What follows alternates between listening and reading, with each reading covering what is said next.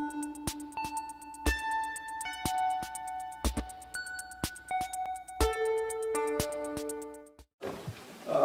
good morning. Welcome to this forum at MIT. My name is Jonathan King. I'm a faculty member in biology and a member of the steering committee, the Technology and Culture Forum. That's actually the organization that's hosting you. This morning, Technology and Culture Forum is celebrated its 50th anniversary, the night before last. And it's an independent organization of faculty, students, and staff that attempt to address the social, political issues in science and technology that academic departments won't touch, the university administration won't touch, but we try to bring it to the students. It is not well known that the reason this is an independent group has to do with the fact that the Episcopal Diocese of Massachusetts designates the Episcopal chaplaincy at MIT to support this work. Now,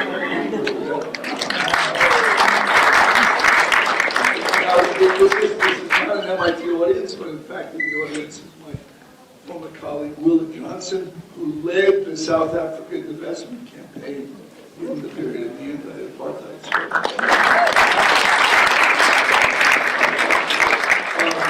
Let me say, MIT has a very complicated history with respect to militarism. After World War II and the dropping of the bombs on Hiroshima and Nagasaki, many of the Manhattan Project physicists dispersed to University of California, University of Chicago, to MIT. Among the group that came to MIT, Victor Weisskopf, Philip Morrison, who many of you will remember his columns in Scientific American, Bernard Feld, who founded and was the editor of the Bulletin of the Atomic Scientist. That group decided that the development of nuclear weapons had been a total mistake. And so they maintained a kind of provided a base for a nuclear disarmament presence on the campus during the period in which MIT was either the #1 or the #2 Pentagon University contractor after Johns Hopkins Physics Lab for 30 or 40 years.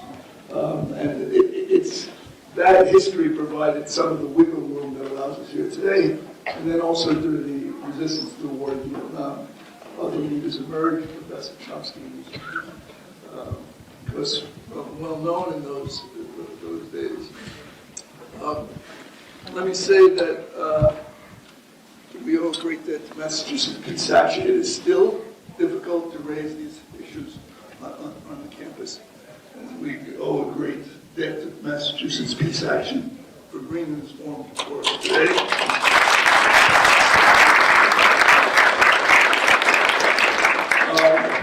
Many of you come from the Boston, Cambridge, Boston area. Well, actually, I see some New Bedford and so this community has a long history of resisting militarism and injustice, and it is gratifying to see you here today. You know, our work still unfolds before us. Thank you.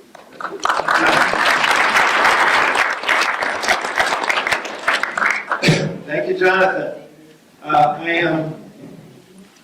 wish I had something to put these silly papers on. I'm Cole Harrison, Executive Director of Mass Peace Action. I want to welcome you here today. The first thing I'd like to do is introduce the working group that has been meeting since May, the Foreign Policy for All working group that organized this conference and that also wrote the paper that we distributed that sets the basis for our discussions, and that will continue to work on these issues going forward. So if they're here, would they stand? Valentine Magadow. She probably hasn't got here yet. Director of International Affairs Program at Northeastern. Joseph Gerson, Disarmament Director of the American Friends Service Committee. Shibata Ghoshwar of the MIT Working Group on Technology, Science, and Culture. Phil Martin, graduate student at MIT. Imam, Dorchester People for Peace. Paul Paul Malachy, Massachusetts Global Action, is not here today, a family issue. Thea Paneth, Arlington United for Justice with Peace. Igor Bolshakov, graduate student at Northeastern University. And Sheila Foreman, John Ratliff, and myself from Massachusetts Peace Action. And also Rosalie Anders from Peace Action and 350 Mass has also joined the working group. Her name is listed in the paper because she joined after it was finished. Also thanks to the organizations who sponsored today's conference. Our host, the MIT Technology and Culture Forum, including Jonathan King, and our sponsoring organizations, Massachusetts Peace Action, American Friends Service Committee, the MIT Western Hemisphere Association, United for Justice with Peace, the Women's International League for Peace and Freedom, Boston Branch, the Massachusetts Global Action, and the Democratic Socialists of America. Thank you to our sponsors.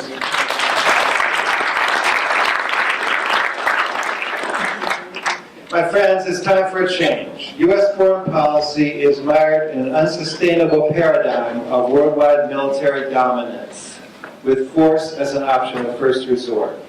Washington seeks to act as the world's policeman, but the world did not choose the United States as its policeman. And so, this strategy causes insecurity and resentment towards the United States, as the United States tries to impose its will and tries to settle problems that are none of its business. A more restrained foreign policy would be more democratic and would cost less, freeing up attention and resources for our people's needs. The peace movement has spent the last 13 years resisting the U.S. wars in Iraq and Afghanistan, and is now opposing the new Mideast war on ISIS.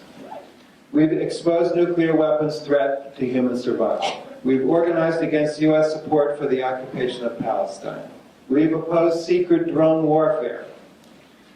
But to turn around U.S. foreign policy, we will need to have a much broader movement than we have built so far. The traditional peace movement cannot do it alone. Actually, though, foreign policy is everyone's problem, and the issues go far beyond questions of war and peace. Neoliberal globalization is a problem for the labor movement. It's a key driver of economic inequality. U.S. resistance to global climate negotiations is a problem for the climate justice movement. Neoliberalism's destruction of third world living standards causes mass immigration. Our government's resistance to human rights treaties and its failure to support the UN is a problem for the women's movement, for the LGBT movement, and for human rights advocates. The medical community needs a foreign policy if it is going to deal with problems like the Ebola outbreak. And the national security state that we constructed to police the world is now resorting to torture, surveillance of American citizens, and militarization of the domestic police. And our huge military budgets at over $1 trillion a year are sucking the resources all of these people's movements need to address the needs of our people. So what foreign policy do we need? The foreign policy for all is based on 5 basic values. Democracy. We don't want a foreign policy made by elites, created in secret. We need democratic control of our policy.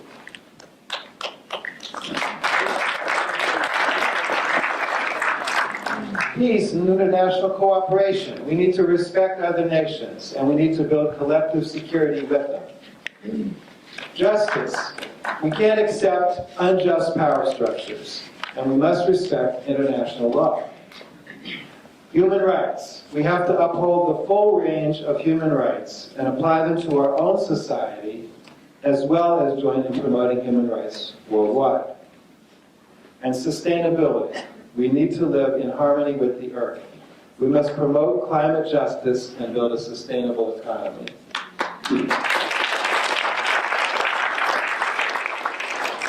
We we'll find these 5 values. We wrote a one-page summary called The Foreign Policy for All at a Glance, and it's in your packet. So you'll find these 5 values there. And you'll also find the basic policies of the foreign policy for all. Nuclear disarmament. We should immediately start multilateral negotiations leading to the abolition of all nuclear weapons. Climate justice. We need an urgent national effort to reverse climate change, to support green economic development in less developed countries. We need to strengthen international law and international organizations. We need to reform the UN. We need to sign on to international courts, and we need to ratify dozens of treaties, international treaties that the United States has ratified. In some cases, it's one of only 2 or 3 nations in the world to not ratify some of these treaties. We should sign on to the 5 principles that were enunciated by the non-aligned movement: sovereignty, non-aggression, non-interference, equality and mutual benefit, and peaceful coexistence. These are good maxims to guide relations among countries. Non-intervention. We should renounce preemptive strikes.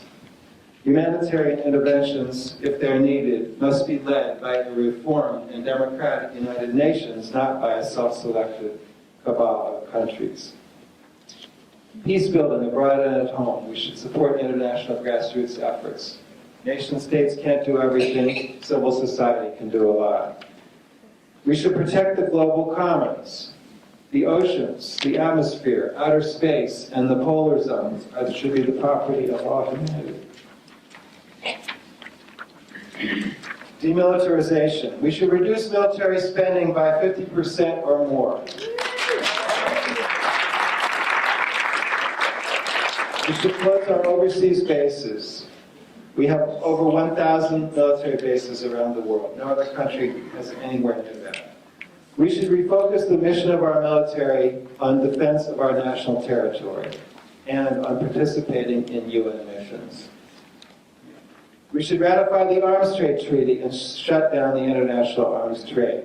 And the United States is, of course, the world's largest arms exporter. We should contribute generously to world green economic and social development. And we should make these changes in a just way. We should have a just transition. The workers that currently work on military industries and fossil fuel industries should not be asked to bear the burden of this transition. The companies should do it, not the workers. Trade justice. We should base our trade policy on cooperation, solidarity, sustainable development, and democratic scrutiny. And we should change our policy in a number of key regional areas, such as China, Korea, the Middle East, the Persian Gulf, Israel, Palestine, Africa, Cuba, Venezuela, the Marshall Islands, NATO, and more. Individual places where our policy should be changed. So to implement the foreign policy for all, we will have to confront corporate control. Corporate control of foreign policy means that nations that do not fall into line face economic ostracism, and in some cases, military threats and attacks. Multinational corporations think globally. They have a worldwide market. They have a worldwide production system. This phone, parts of it were made in 50 different countries. Apple Computer is an example of many of the transnational corporations. They don't build for one country, they build for the entire world. And that's why the entire world as a global market, from the point of view of the economic elite, must remain as one integrated market. It's U.S. armed forces that are called on to be the guarantor of last resort if a nation wants to leave that system. That's wrong. The other big problem is the national security state. The Pentagon, the National Security Council, the State Department, the CIA, NSA, and congressional leadership make policy in secret and are hardly at all accountable to the democratic institutions that are supposed to control our government. They're supported by the military-industrial complex, key think tanks, and academic allies. The media also plays a key role in shaping the narrative and selling the policy to the public. We have to overturn the grip of these entrenched institutions on our foreign policy if we're going to implement a foreign policy for all. The foreign policy for all is only one part of a people's agenda that is bringing together a new labor movement, people of color, immigrants, women, LGBT people, ex-prisoners, environmentalists, community activists, civil libertarians, and more in a broad progressive coalition. Popular struggles are rising against corporate abuses, against extreme inequality, cutbacks, social injustice, racism, money in politics. Campaigns against those abuses are joining with campaigns against unpopular wars, killer drones, nuclear pollution, surveillance, wiretapping, militarization of police, mass incarceration, and racial profiling. These combined movements will rise or fall together because all are ultimately struggling against the same corporate interests that control our economy and politics for the benefit of the 1%. To win a foreign policy for all will take the united power of these progressive social movements all working together. So today we are asking for your feedback on these ideas. Speakers and workshops will dig deeper into the specifics. There's an evaluation form in your packets which asks for your comments. There's also an online forum that you could submit your comments. In the winter, we will hold local discussion meetings in several parts of Massachusetts to get more input on the foreign policy for all. After we collate and integrate all your comments and input, we hope to update the Foreign Policy for All statement and submit it to the Massachusetts Peace Action annual meeting in February, where it will hopefully be amended and passed as an organizational document. And other of the co-sponsoring organizations will be working with the Foreign Policy for All in their own way.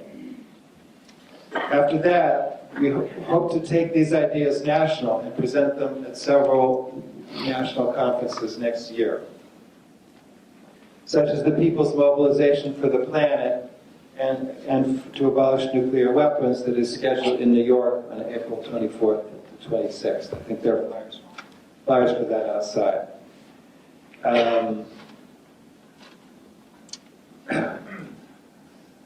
Okay. Shoot. I'm supposed to remind you of the timeline for the day, but I haven't got it in front of me. Here it is.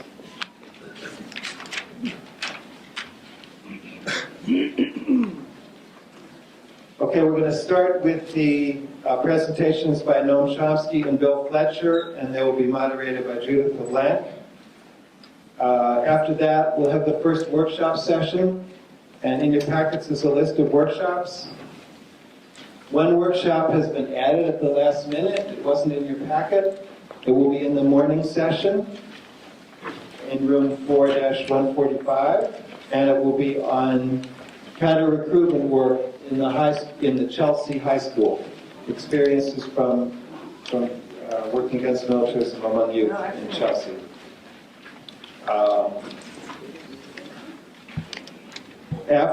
The workshops are in a variety of rooms around the MIT campus. Unfortunately, some of them are a bit of a hike. So there's a map in your packages that shows you where those buildings are. So once you figure out what workshop you're going to, you have to figure out what building it's in and follow the signs to the building. Now to get to the workshops, one of them is on the third floor of this building, but most of the rooms are in other buildings.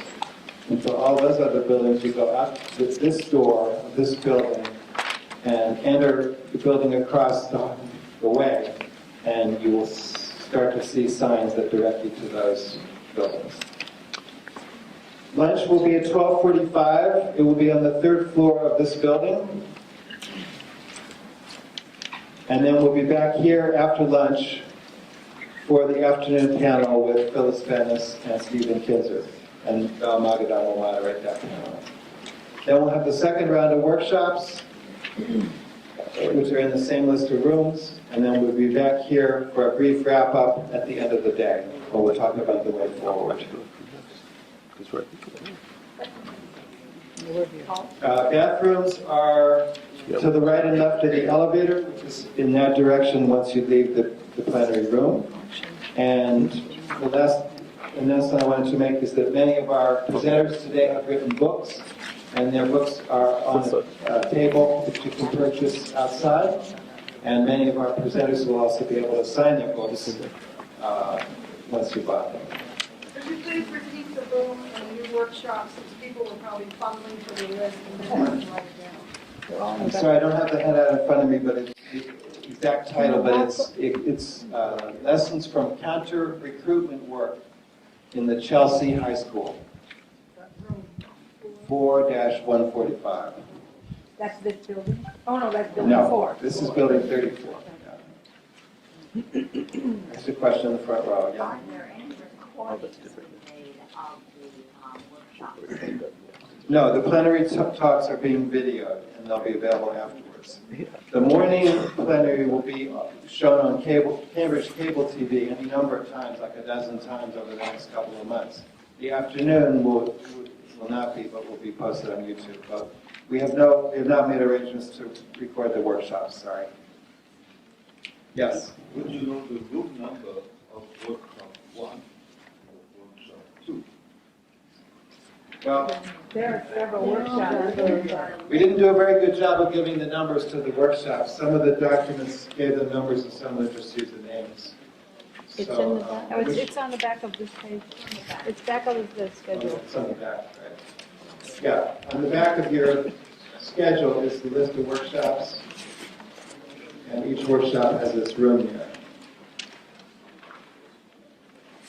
Okay, so now I'd like to turn over to Judith LeBlanc. Judith is National Field Director for Peace Action, and she is a veteran of many progressive struggles and organizations.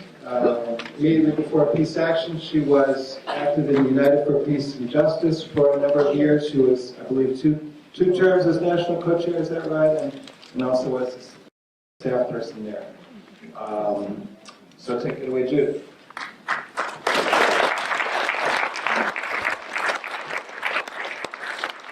So I'd like to invite the panelists to join me. And Cole, before you leave, Yes. what's the timing? When do we end this? Great question.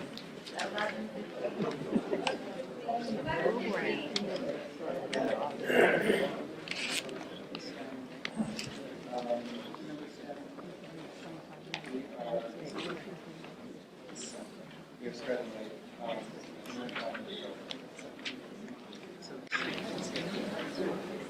Well, I think there's no better time that we could have planned to have this conference, because this is a moment where there's a tremendous need for a sense of urgency, clarity, and we need to take some immediate action. The administration has doubled down on the war in the wake of the elections. We knew the election results would mean a new drive to escalate the war in Syria and Iraq, but little did we know that the administration would announce this week that they were doubling the number of troops on the ground in Iraq and asking for $5 billion more on top of the $85 billion that is already in the pipeline for fighting wars. So we know that war is not the answer to the crisis of ISIS, and we are here together to spend a day debating, discussing, and exploring how we can fundamentally demilitarize U.S. foreign policy. So we're very lucky that Peace Action and the sponsoring organizations organized this conference, and we are very lucky to start the day with two speakers who are going to reflect on the document, the Foreign Policy for All, and then we will have some time to discuss with them our initial impressions of this document and some of the questions that it stirs up. Our two speakers, they have studied the trends of political movements. They share a deep understanding of the history of how the U.S. became the biggest arms dealer and war maker on this planet. They both have helped the peace and justice movement for many, many years peel away the falsehoods of the crisis in the Middle East. And so today they will reflect on this collectively produced document. The panelists will speak for 15 or 20 minutes, and then we will ask all of you to jump into the gumbo and join the discussion. Since we're going to be discussing a 21st century foreign policy, we're going to get a 21st century introduction of these panelists. So if you don't know Noam Chomsky and Bill Fletcher, then Google them. And take a Even better yet, go buy their books. They're out there in the lobby. Noam Chomsky, well, you know, he's an author, he's a teacher, he's a preacher of peace and justice. He inspires us to stay in it to win it, to stay in it for the long haul.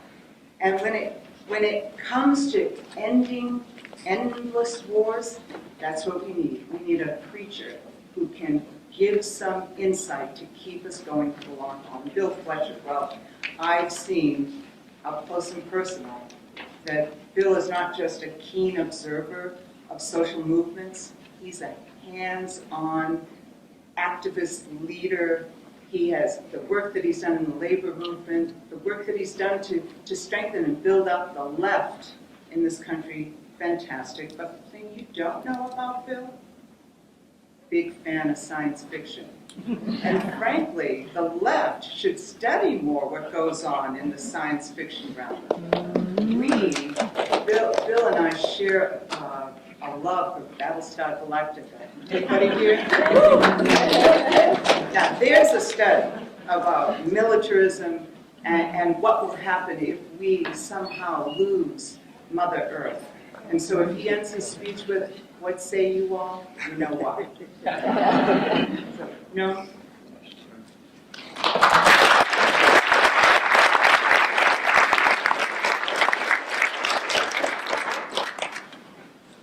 One of the dominant features of the American self-image is what's called the doctrine of American exceptionalism. It's often ridiculed, but there is an element of truth to it, an important element. The United States is exceptional in many dimensions, in its power, in its wealth, in its natural advantages, and in its security. In the early years, the United States was referred to as the dangerous nation, as John Quincy Adams' phrase. What he meant is that those near the United States were in trouble. They were insecure. Native Americans, obviously. The United States invaded Canada several times, beaten back by the British enemy. Spanish Florida was conquered brutally. Mexicans were invaded. The United States seized Texas, conquered half of Mexico in what was described as one of history's most wicked wars by General President Ulysses S. Grant, who fought in it as a young officer. 1898, U.S. power expanded beyond what's called the national territory. Caribbean, Cuba, Puerto Rico, Hawaii was stolen from its population by force and guile. The Philippines were invaded. There's thousands of people killed. The NSA system of surveillance was actually designed in the Philippines to control and undermine the population. They didn't have computers then, but they had the highest technology of the day was used and very quickly reapplied back in the United States under Woodrow Wilson's Red Scare. But the United States faced no authentic security threats because the regions it dominated, it ruled with without serious competitors. In fact, it's interesting that the phrase national security was almost never used, was not used really until the 1930s. By the 1930s, the United States was becoming a global power that extended to the Middle East, reaching elsewhere. And that means if its dominance is threatened in great areas or large regions of the world, that becomes a matter of national security. And the concept of national security entered national discourse. Franklin Delano Roosevelt was actually the first president to use it in scattered ways. In December 1941, of course, the U.S. was the victim of direct aggression. But there are some things that are useful to remember. That by our standards, Japan was entirely justified in launching a preemptive attack on military bases in 2 virtual colonies, which it knew very well, Japan knew very well, were being prepared for a massive assault, quote, to burn out the industrial heart of the empire with firebomb attacks on the teeming bamboo ant heaps of Honshu and Kyushu, and to set the paper cities of Japan on fire, quoting plans that the Japanese could read in the American press, and that Franklin Delano Roosevelt was, as he put it, simply delighted to authorize. By our standards, that certainly justifies a preemptive attack on military bases and colonies, far more. By 1945, the U.S. security had reached historically unprecedented levels, absolutely nothing like it in history. The U.S. had half the world's wealth. Its industrial rivals were devastated or destroyed. The U.S. controlled the entire hemisphere, controlled both oceans, controlled the opposite sides of both oceans. That's an incredible degree of power and security. It began to decline. There's now a lot of talk of American decline. Actually, it began to decline right away. It couldn't stay at that level.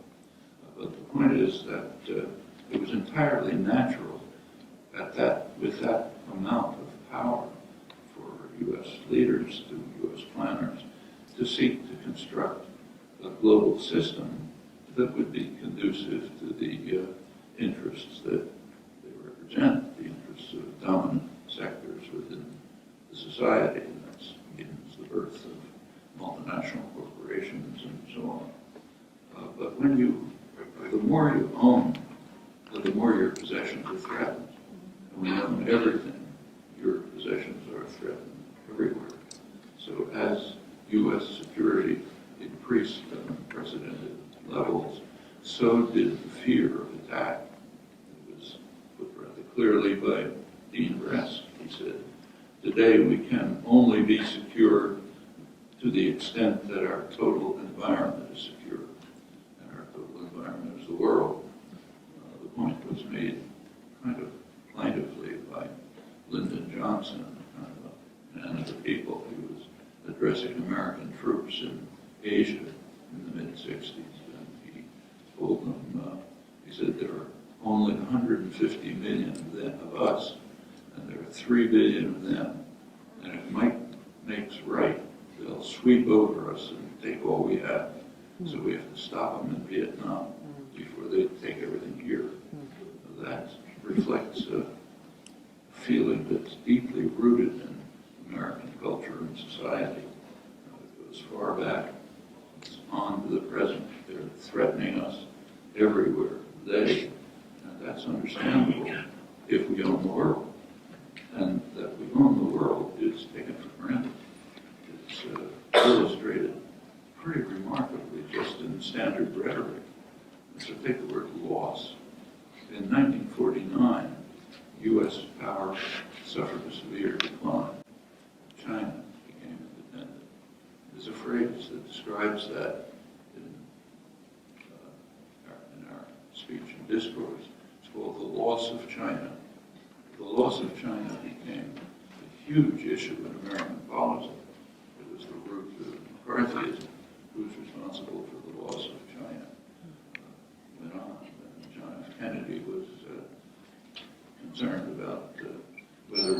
escalated in Indochina, he was concerned about that he might be blamed for the loss of Indochina. And it goes right up to the present. And it's an interesting locution. I can lose my cell phone. They do it all the time. But I can't lose your cell phone. That's just a logical impossibility. And if we lose China, and lose Indochina, and maybe lose the Middle East, and lose South America, that simply expresses the fact that we own them. They're ours. And if anyone tries to take them away from us, they're attacking us. So we're under threat constantly. There was mentioned before that we have 1,000 military bases around the world. But that's necessary for our protection. If you own the world, you have to protect what you own. And that requires 1,000 military bases, preemptive war, the largest global terror campaign that's ever been conceived, Obama's global assassination campaign, and so on. A rather striking illustration of it is NATO. For 50 years, NATO was presented as necessary to defend Western Europe from the Russian hordes. So a very interesting question is what happened when the Russian hordes disappeared in 1990. If anyone believes the propaganda of the past 50 years, NATO should have disappeared with them. It did. It expanded. It immediately expanded to the east in violation of verbal promises to Gorbachev. And Clinton expanded it to the borders of Russia. It's now being threatened. An expansion is threatened to the Ukraine, the kind of heartland of Russian security, leading to a serious threat of potential world wars, not remote contingency. And the official mission of NATO, official mission was changed. It's no longer to defend Western Europe. The official mission is to control the global energy system. That means pipelines, sea lanes, everything in the world. That's NATO, of course, it's U.S. intervention force. Well, that makes sense if you own the world. We no longer have to pretend that we're defending ourselves from the Russians. We have to protect our possessions everywhere.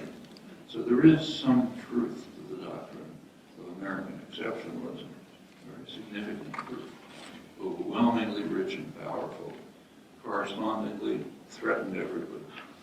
And that goes back to the earliest days when sights were set much more narrowly, of course.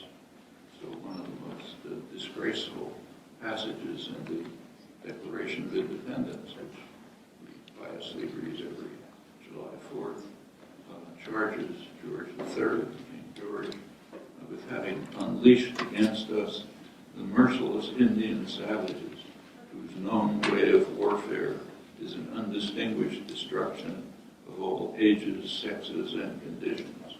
Written by Thomas Jefferson, great intellectual. And as he surely knew, he was there, the reality was pretty much the opposite.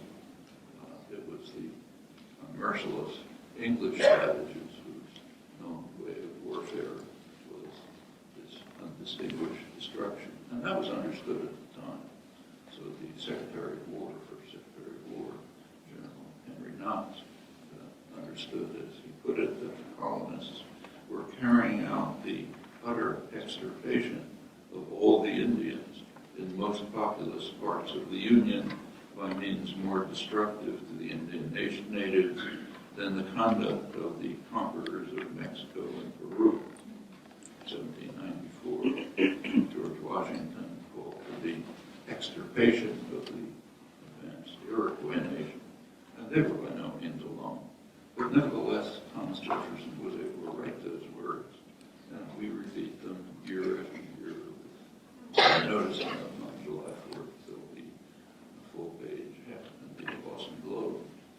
That brings up another crucial feature of American exceptionalism, American history and culture. It's the safest country in the world, has always been, but it's probably the most terrified country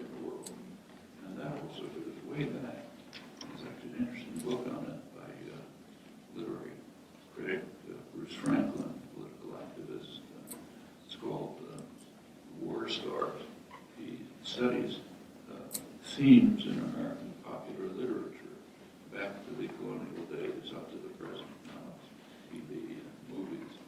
And he finds one major theme all the way through.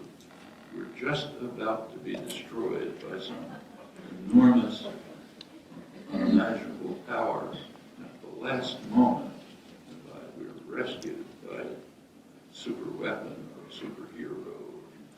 High school students from the hills, they drive out the Russians or whatever they need. And there's a sub-theme. This enormous enemy that's about to destroy us is somebody we're destroying.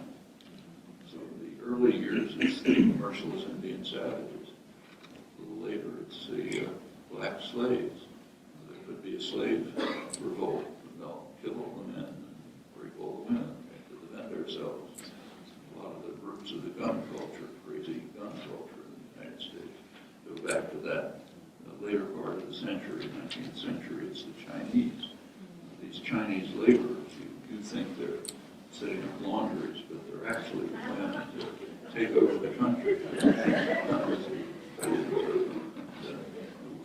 Jack London, progressive writer, once wrote a story saying that we ought to wipe out everyone in China by bacteriological warfare before they come over here and destroy us all. Go straight up to Lyndon Johnson and the rest. And that goes right to the present. So take Ronald Reagan, 1983. You'll remember he had to invade the nutmeg capital of the world, 3,000 people. But there was a threat. Maybe they might be building an air base from which the Russians could attack us. No one could tolerate that, of course. And so therefore, 6,000 U.S. Special Forces were sent. They won 8,000 medals of honor because of their achievement in overcoming the resistance of maybe 40 Cuban construction workers who were building a commercial airport, of course. That was after the U.S. refused to respond to a Cuban offer to negotiate a settlement. A couple of years later, in 1985, Reagan strapped on his cowboy boots and declared a national emergency because of the threat to our national security posed by the government of Nicaragua. A real threat. And you'll recall, he went on to say that Nicaraguan forces are only 2 days' march from Arlington, Texas. Now, people didn't laugh. This is a theme that goes right through American history, part of American culture, right up to the present. When the U.S. was planning to invade Iraq, Lisa Rice, I recall, made a speech saying, next time we hear from Saddam, it'll be mushroom clouds over New York. The media immediately became hysterical about the threat. You look at fear of Iraq, it shot way up in the polls. The U.S. was about the only country in the world in which there was any support for the invasion of Iraq. There was some. Israel was some. Virtually no one. But here people were literally terrified. And right to the present, let's say take the Ebola epidemic. 3 people have been infected in the United States. There's total hysteria. And millions of people are refusing to go to work, they won't send their children to school, not travel. There are powerhouses like Sudan and the Democratic Republic of Congo where they seem to be able to deal with it. But we can't. We are living in closed borders. One of the most influential people in the United States, James Hagee, preacher, just announced that Ebola is God's punishment for Obama's insistence on dividing Jerusalem. And we can't laugh. That's tens of millions of people listening to these things and taking it seriously. The gun culture is very much part of this. People are really terrified. If you don't have your gun when you go to Starbucks or church. There are innumerable examples. It's a serious matter. It's a constant theme in American history and culture, very deeply rooted in popular real barrier to progress. So take the Foreign Policy for All draft. It's a very valuable document, should receive wide support. In fact, if you look at the polls, as is indicated there, they show that there's a high level of support for it. So for some time, the polls have indicated that a large majority of the population thinks that the United States should not take the lead in international affairs. The UN Security Council should take the lead. The United Nations, the United States should follow whatever they decide. There's actually been a small majority of the population in favor of abandoning the veto and just following what the general world opinion decides, even if we don't like it. However, that doesn't mean too much, because there's a major problem. All it takes to overcome these popular attitudes is a cry of anguish from the political leadership. They're coming after us. Quickly picked up the drumbeat in the media, the political class, punditry, and a population that is already frightened out of its wits, because that's the constant situation, just cowers under the umbrella of power. And it didn't matter what popular attitudes were.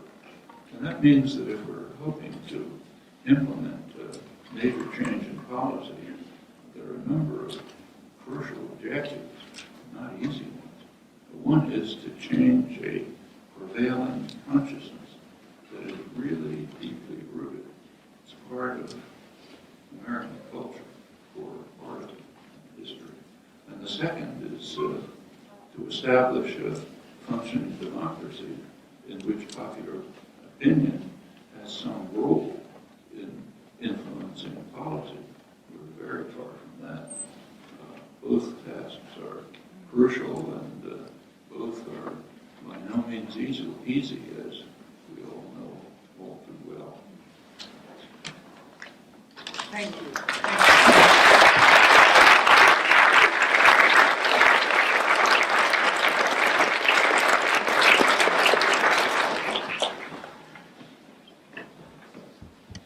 Good morning. Good morning. So I'm very honored to be here with you. I do a lot of things, a lot of writing, and Facebook, and a website. I've just recently started tweeting. So this morning, my tweet was, I'm sitting next to Noam Chomsky.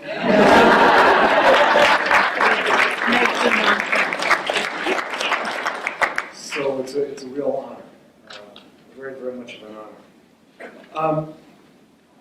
There's very little that I can add to this document. I think that this is a very important document. I believe that it's the sort of document that faces a couple of possible futures. One is that it will circulate and vanish. The other is that we use it as an organizing tool. And if we go in the latter direction, then it actually means engaging people in discussions. Yes. And not simply giving it to people, expecting that they'll read it and hoping that they'll provide feedback. But to go to labor unions, to go to community-based organizations, to set up discussions in religious institutions and say, let's talk about this, let's walk through this.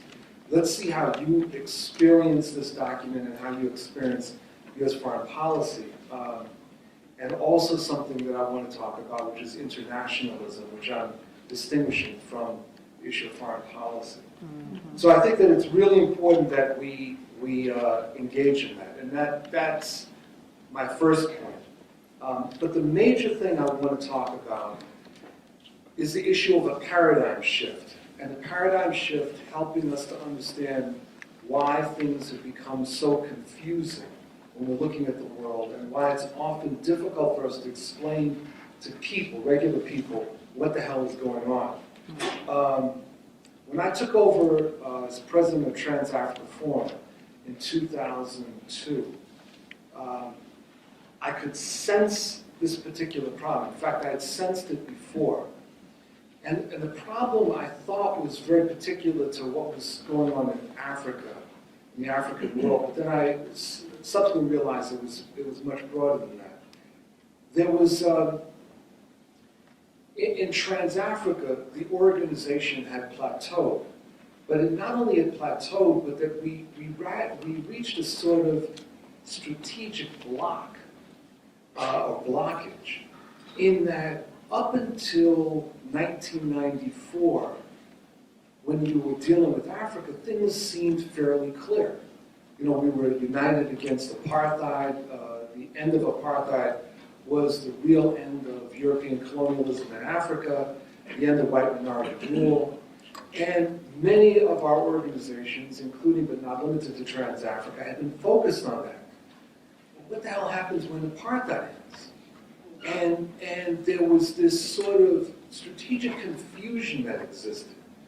But over time I realized that the confusion was much deeper, that actually we've been undergoing a paradigm shift that I would suggest to you started probably in the late 70s with the rise of neoliberal globalization. And with that, the emergence over time of a transnational capitalist class that has had an impact on any number of other things, which I try to talk some about.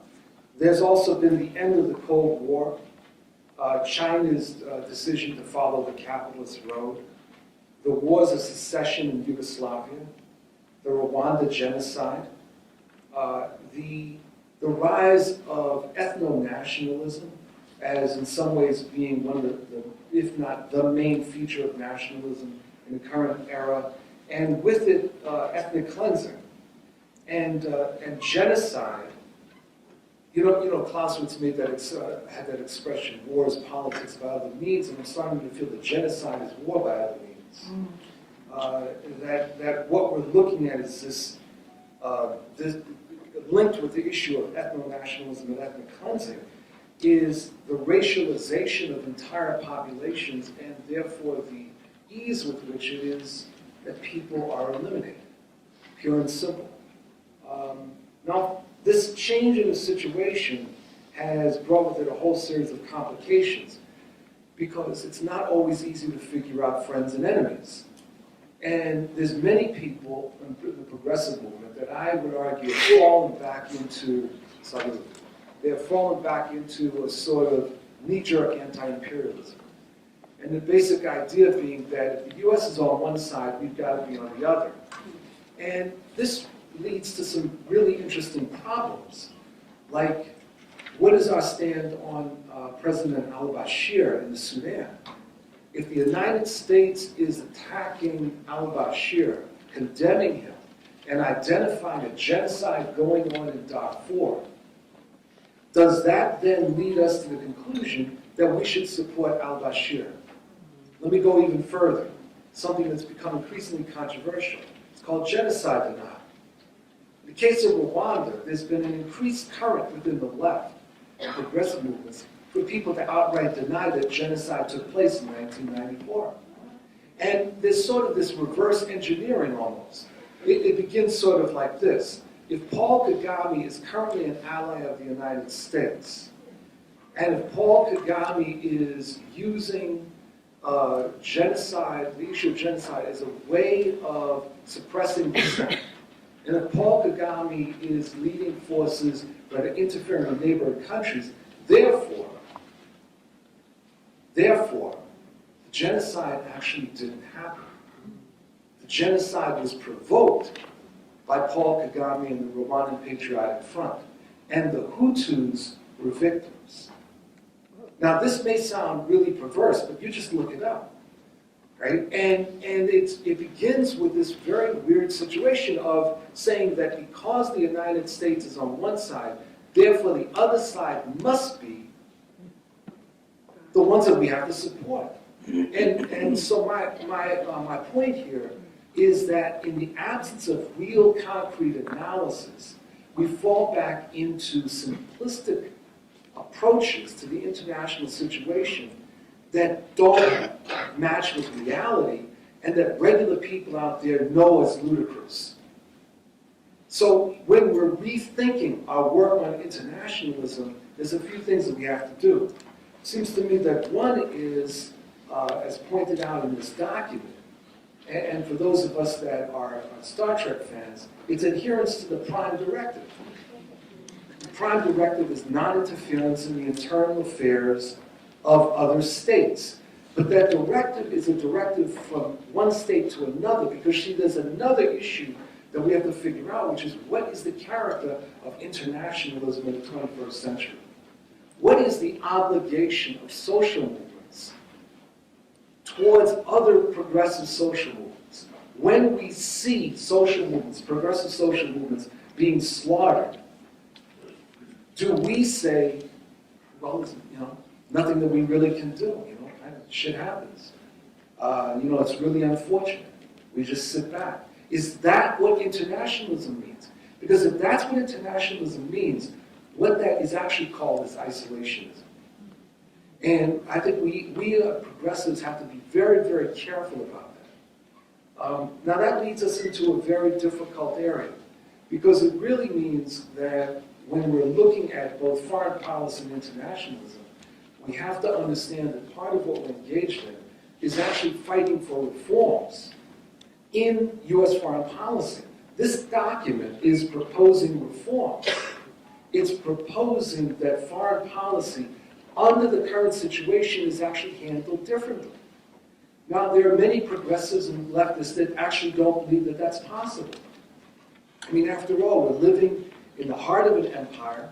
We're living in a country which is the repressive arm of global capitalism. And therefore, there are those that say, well, we can't actually carry out this fight. And if that is the case, then in a peculiar way, the situation is almost hopeless in terms of developing a constituency, a mass constituency. Because if we want to develop a mass constituency, we actually have to be speaking with people about the concrete ways in which U.S. foreign policy can be changed now. That there are steps that people can take now that actually can have a real-world impact. And that becomes incredibly important. That means that we have to integrate this into the work of other social movements. It means that it's not just the peace movement, the peace and justice movement, standing alone and a cry in the wilderness. It means integrating this into the work of the trade unions. It means integrating this into the work of the climate justice movement. It means integrating this into the fights around austerity.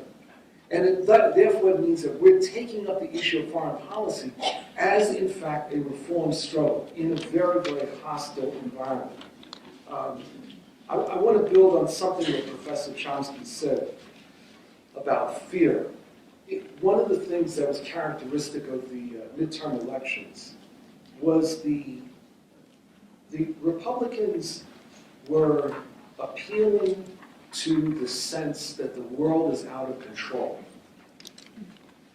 And it's not just fear, although I absolutely agree with everything that Professor Chomsky laid out on that. It's this notion that we somehow can control, not just own, but can control events. People were furious that Obama could not control the outbreak of Ebola. They were furious that Obama could not stop the emergence of ISIL. They were just absolutely furious about this. That this joke that Boehner made a few days before the election about if George Bush was still the president, he would have punched Putin in the mouth. I mean, it's this sort of cowboy, idiotic approach, but it's this idea of actual control. People in this country understand that there is chaos out there. They are fearing. They are fearing a number of things, but they're fearing that the world is out of our control. That there are things that we can no longer do. There are steps that we can no longer take because we actually don't own it all.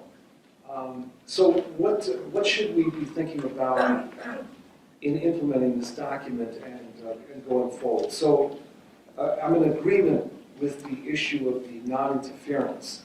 But I would say that a second thing that's not, it's only generally mentioned in the document, is this issue of internationalism. That we need to have a discussion about what is the character of 21st century solidarity, international progressive solidarity.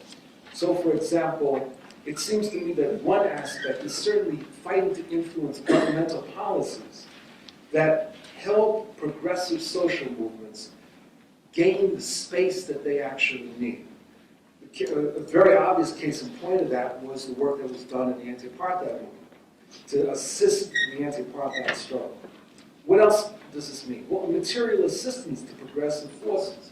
That could take various forms. I mean, maybe there will become a time again when there have to be international brigades, as there was in the case of the Spanish Civil War. But there are things that, for example, the boycott, divestment, sanctions movement, which is concrete material assistance to a struggle. And it's a demonstration of actual solidarity, and it's not just words. The fight for multilateral aid and intervention, where appropriate. For example, when the Rwanda genocide went down in 1994, it was the United States that obstructed international intervention to stop the genocide. But most of us on the left were really silent about what the United States should do. Should it have spoken up? Should the United States have joined with it and encouraged the UN to have done something? I would say yes, that is actually a form of solidarity. It's not the coalition of the willing in the invasion of Iraq, but it is respecting international law and international institutions. And finally, they're pushing for nonviolent and just solutions as all part of a notion of 21st century internationalism. The final point I want to make is this.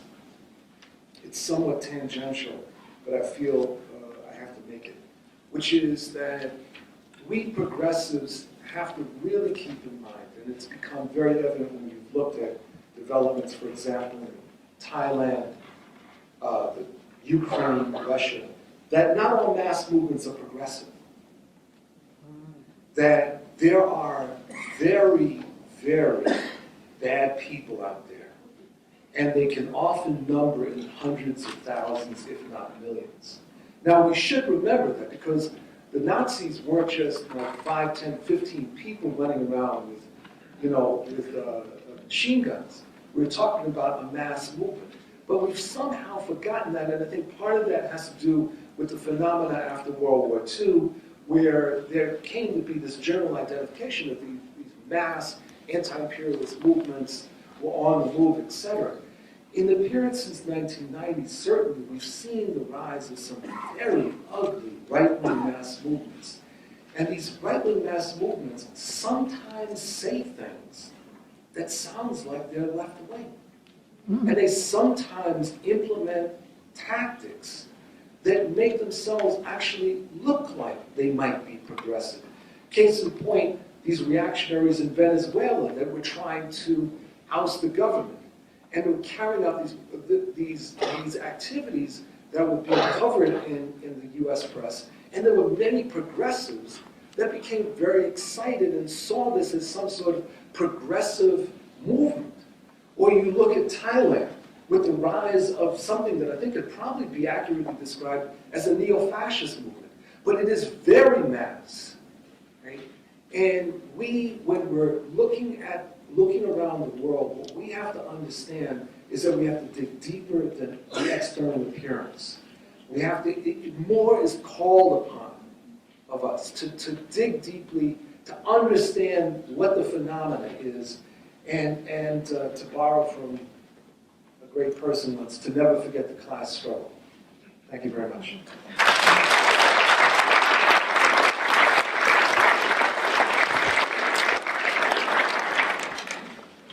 Provocative thoughts. Some we may agree with, some we may not. But let's get this gumbo stirred up. I want to ask a question to get it started. All through U.S. history, there's always been a tension between those in the ruling circles who want a republic and those who want more of an empire. And since World War II, it's clear what the balance has been. between those who want in the ruling circles a republic and those who want an empire.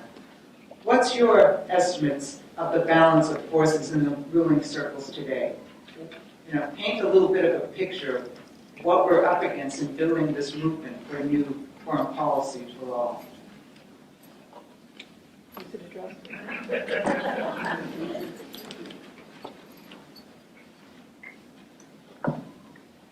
Well, I think if you take a look at the political class,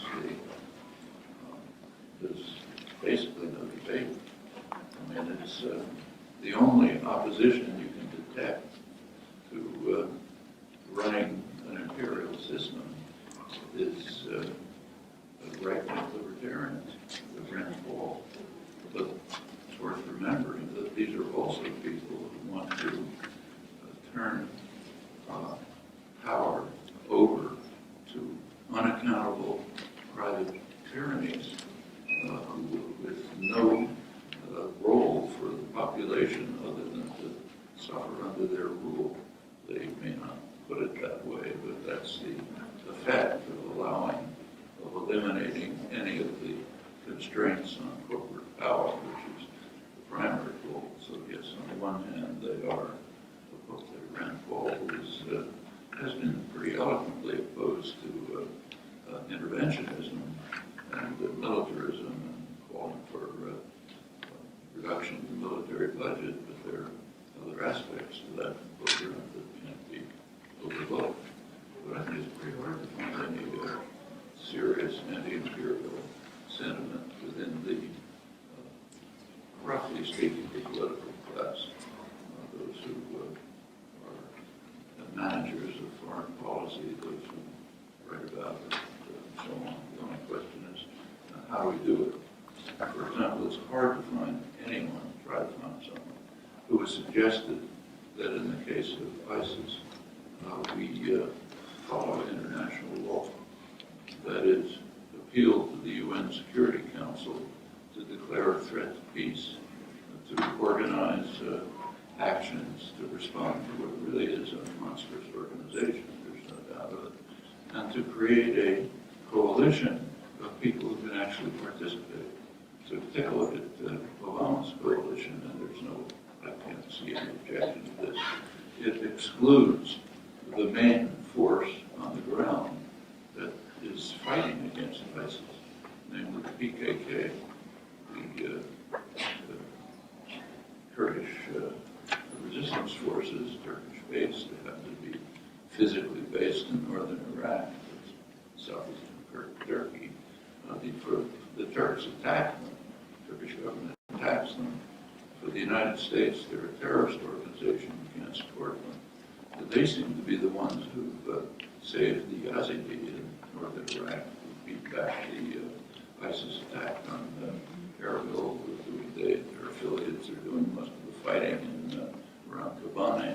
But they're an enemy. They're not allowed to be in the coalition. The main force in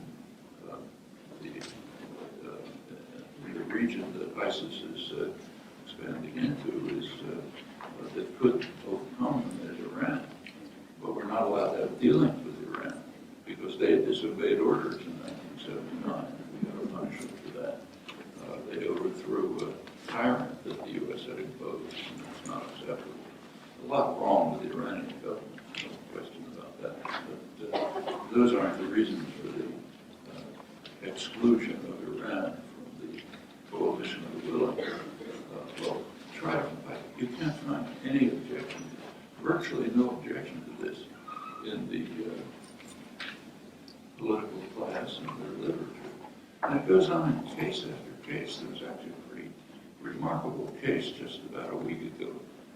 There was a lead article in the New York Times, the main article on the front page, which should have had the headline that the U.S. officially declares itself to be the world's leading terrorist state. That's what the content of the article was. The article reported a CIA study that had just come out, which apparently had been commissioned by Obama, which investigated the U.S. intervention to try to find, in the past, to find which cases succeeded, which cases failed, and what factors were that led to success. And Mark blended with a quote from Obama saying that he commissioned such studies, and unfortunately, they didn't seem to succeed very often, which is a problem. Take a look at the cases that were mentioned in the first paragraph. There were three: Cuba, Angola, and Nicaragua. Each of those cases is a major terrorist attack, a major terrorist atrocity. Not to run through it, but that's what they were, uncontroversially. So we announced that we have carried out 3 major terrorist atrocities, and the only question that arises is, did they work? If they didn't work, why didn't they work? Can we do it better next time? Next, look at the reaction. See if you saw one letter, one comment by any commentator saying, wait a minute, there's something funny about this. We're declaring ourselves to be the major terrorist state in the world, and we're proud of it, and we only ask whether it works or not. Unfortunately, that's the reality that we face. Thank you. See, I don't think that the contradiction is between a republic and empire. I don't think that there's necessarily a contradiction between them. In U.S. history, it would be one thing if we were saying a democratic republic versus empire. But the U.S. was constructed as a white republic. And I think that that's very important. And because it was constructed as a white republic, there was no contradiction. It was perceived in that existence of a republic and an empire. Some of the things that Professor Chomsky was mentioning earlier about the westward expansion, the wars against Native Americans, the season of northern Mexico, etc., were completely consistent if you envision the United States as a white republic and you saw that right towards an empire. At this point in history, I mentioned in my talk that I would look at the United States as serving to a great extent as the repressive arm of global capitalism. It's not operating by itself. It's not operating and all these other forces are simply subordinate to it. We have witnessed with neoliberal globalization some very profound changes and the development of this transnational capitalist class that has in many respects changed entire issues of sovereignty. The United States is well positioned, since there is no global capitalist state, the United States is positioned to operate as the repressive apparatus for that. And it does it very effectively. And obviously there's contradictions within this capitalist class, this transnational. But I think that the U.S. sees itself that that's the role that they're supposed to play. Now within the U.S. ruling group, there are differences about the extent to which that role should be unilateral versus multilateral. This is something that we saw in the lead up to the Iraq invasion. To what extent should the U.S. be collaborating with other forces and making decisions? And I don't mean collaborating with Fiji, but I mean collaborating with other major capitalist powers in making decisions. And that decision, that issue is something that actually tears apart or is a source of contradiction within the U.S. ruling group. Okay, questions? Yes. Yes. Could you say your name and where you're from? Rita Lundberg from Newton, Mass. Professor Chomsky, I have a question for you. Ever since, and it concerns the character of President Barack Obama. Ever since Barack Obama was elected, it's always struck me that he seems more Republican than the Republicans. He's expanded the invasion of Afghanistan, he's increased the amount of drone warfare. In so many ways, he's so Republican. and yet the Republicans demonize him, someone who really has so much in common with him. In fact, when he and Mitt Romney debated in the presidential debates, their foreign policies sounded so similar that you could almost not tell them apart. And so I guess I'm just curious what your thoughts are about the essence, and why right now they're talking about working together. They could work together very well. Not that I think it's a good thing at all, but I find it alarming. Could you hear? Let's see what I've just, the question pointed out that Barack Obama's policies were pretty much, foreign policies were pretty much Republican policies. So why did the Republicans dedicate themselves to one program? They've actually, the Republican Party's had one policy since Obama was elected: ruin the country and hope that people will blame it on Obama. Plenty of reasons behind this. That's been the one policy in the work. So why didn't they just cooperate with him since he had a Republican foreign policy? I think this goes back to a significant change that's taken place in the whole American political system in the past roughly 50 years. There used to be a kind of a quip back in the 1950s. I think maybe it comes from C. Wright Mills, that the United States is a one-party state, the business party, with two factions, Democrats and Republicans. So that's no longer true. The United States is still a one-party state, but it only has one faction, and it's not Democrats. It's moderate Republicans. The people who are now Democratic, New Democrats, are basically what used to be called moderate Republicans. It's often said there are no more moderate Republicans. That's not true. They run the Democratic Party. Both parties have shifted to the right. The Republicans have shifted so far that they are not a political party any longer. And one of the leading conservative political analysts, Norman Ornstein, American Enterprise Institute, very respected right-wing analyst, he describes the Republicans today as a radical insurgency who have abandoned the parliamentary system. They are so dedicated to serving private power, wealth, corporate power, that they're just off the spectrum. And they can't get votes that way. So they've been compelled to do something pretty new in American politics.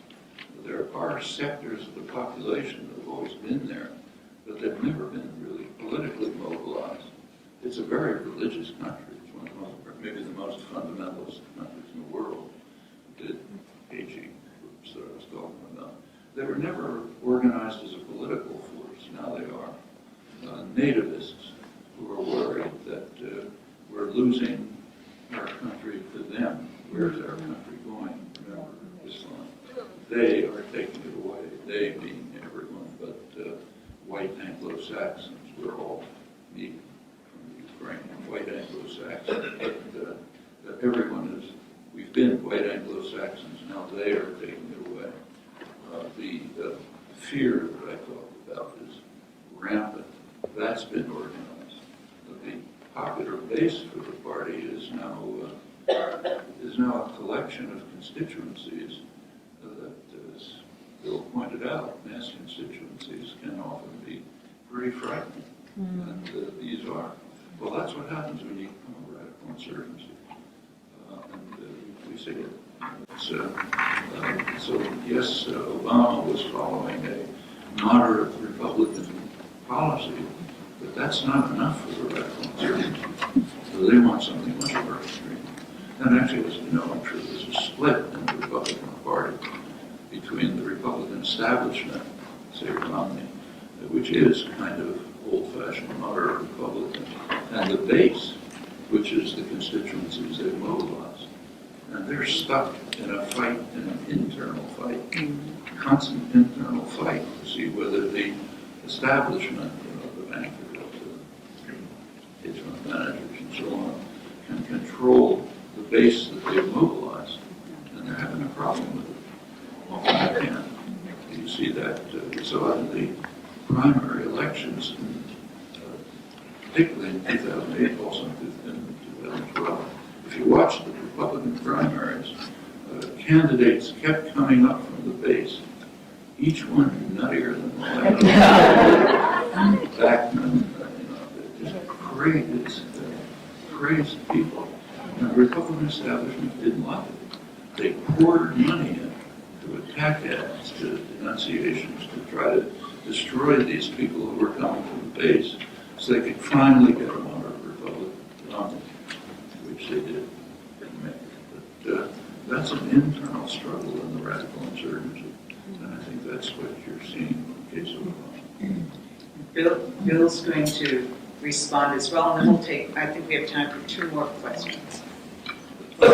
Yeah, so first I would say, and I want to agree and disagree with something that Professor Chomsky raised.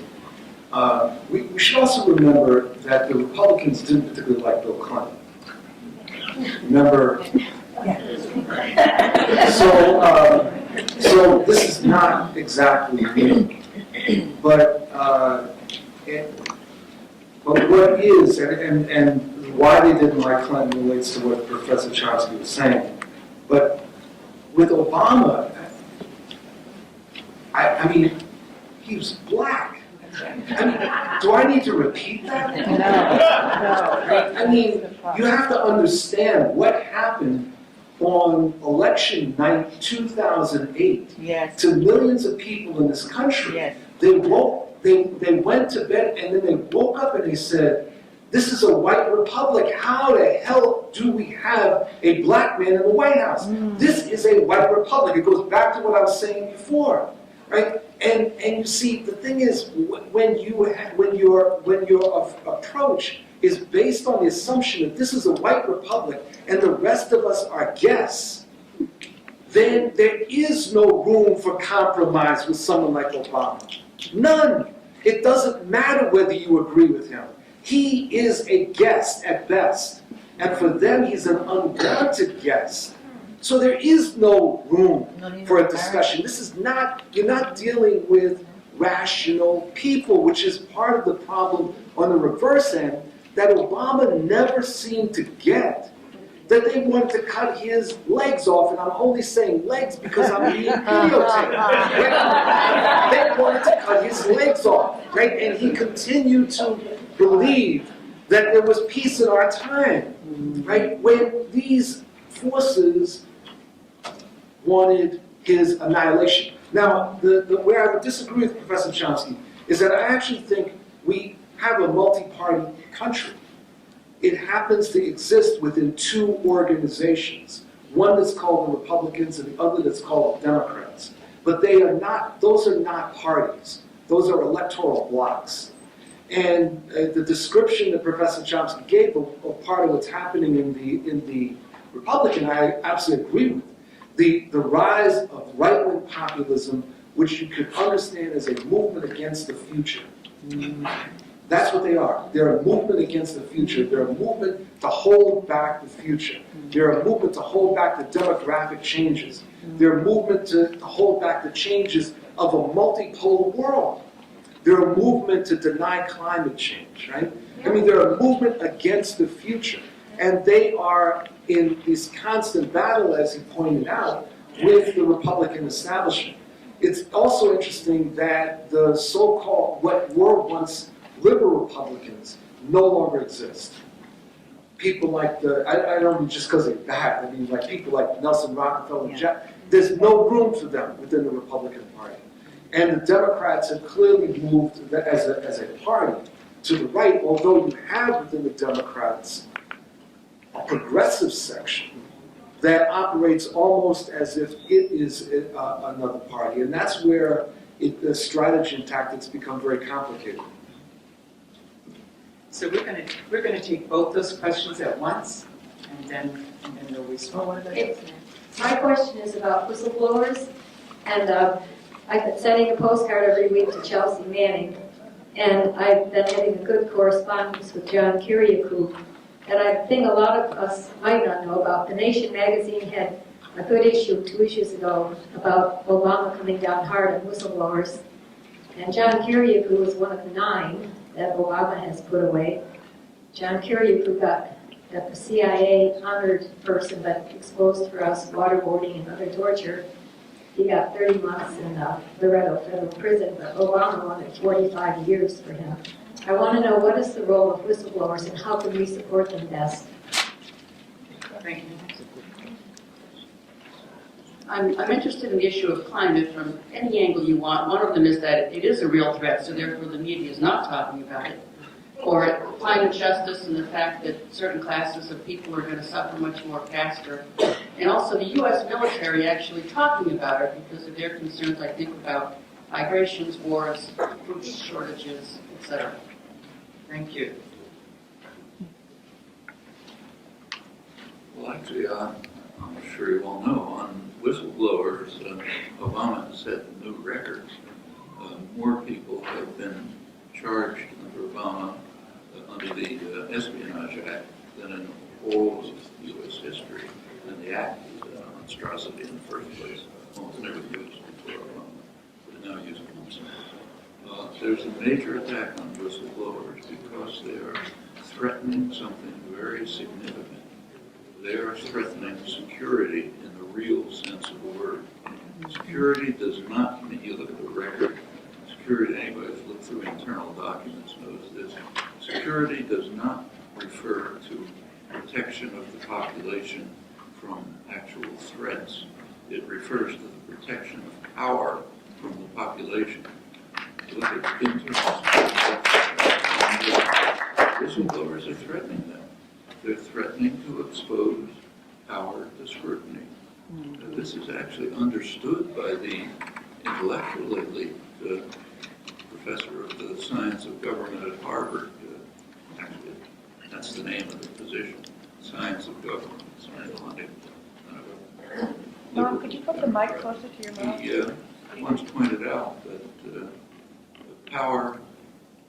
power is strong when it remains in the dark. Exposed to sunlight, it evaporates. That's correct. Power has to remain in the dark. If it's exposed to sunlight, it's in trouble. And the whistleblowers are exposing it to sunlight. That can't be tolerated. And what can we do to support them? Well, we have to be active and energetic in confronting them. And we can't do it in its usual ways. As far as the climate issue is concerned, I think we can't overlook the fact that this is the most serious problem that the human species has ever faced in its roughly 100,000-year history. We're facing the prospect of a real serious prospect of destruction of the possibility for decent survival. And it's already happened. It's not just typhoons. Species destruction now is at the level of 65 million years ago, when an asteroid hit the Earth, ended the age of the dinosaurs, and opened the way for the development of mammals. Now, species destruction is at that rate and increasing. And it's the anthropogenic climate change. And it's affecting us. You may have seen an article in the Boston Globe a couple of weeks ago of a commission that studied how Boston could deal with the expected rise in sea level. The answer is basically no way. The main suggestion was to turn it into Venice with roads replaced by canals, gondoliers. That's a rich city. Go to Bangladesh, where hundreds of millions of people will be faced with destruction, with rising sea level. It's it's an imminent problem. And what happened Tuesday, the most dangerous thing that happened Tuesday is that climate change deniers are being put in charge of the congressional committee. Whether they believe it or not is another question, but they're committed to it. Maybe in their spare time they give money to the Sierra Club. Joking. But in their position as managers, they're dedicated to maximizing short-term profit and gain and forgetting what happens to your grandchildren. That's the capitalist ethic to which they're committed. That's lethal. It's nothing ever has happened that's more serious. Yeah, just quickly. In terms of whistleblowers, I think this is where it becomes very important to point out that focusing on Obama the person is irrelevant. It's the Obama the administration, and that administration as consistent with the tendency that we've been seeing since the 70s, of the growth of authoritarianism in the major capitalist powers. That something that Nicholas Poulantzas called authoritarian statism, and something in more recent terms I call neoliberal authoritarian states. That we're seeing this restriction on basic civil liberties, democratic rights, ability to speak, et cetera, et cetera. We're seeing that across the board. And so this issue of the whistleblowers is entirely consistent with that tendency. I'm not saying that to make this present any easy solution to it. It is more to say that it's representative of a systemic problem that we actually have to take on. In terms of the climate justice issue, to Professor Chomsky's points, I would say two things. One is that the environmental threat really raises the question of genocide in a way that we haven't thought about. Because we're talking about both the extermination of populations as a result of change, but we're also talking about an increased fight among those that survive in order to live, and what that's actually going to mean. You know, if you look at, for example, the situation in the Sudan, in the Darfur region, that is to a great extent driven by the expansion of the Sahara and what that's meant for the different populations that now are coming into conflict in a way that 50, 60 years ago they were not. And we will in fact see much more of that. The second thing about climate justice is that I actually think that the right wing in many ways understands the threat to climate better than we believe. Because what they understand very clearly is that in order to address climate change, you have to deal with the economy. And they're not going to deal with the economy, pure and simple. So they hide behind some of this. They hide behind various religious analyses. But fundamentally, building on what Professor Chomsky said, you know, it's really this question of the economy and power. And they are not prepared to make the changes in the economy that are necessary in order to address climate change, which means that we must. So,